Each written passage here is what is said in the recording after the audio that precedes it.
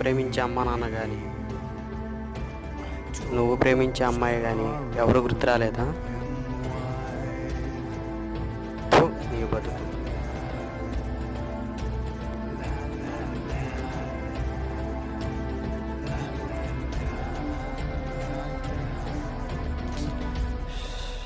నన్ను క్షమించమ్మా. ప్రయత్నిస్తూ ఉంటే ఏదో రోజు సక్సెస్ ఖచ్చితంగా వస్తుంది. కానీ ఆ ప్రయత్నం మధ్యలోనే ఆపేస్తే అదే నీ మొదటి ఫెయిల్యూర్ అవుతుంది.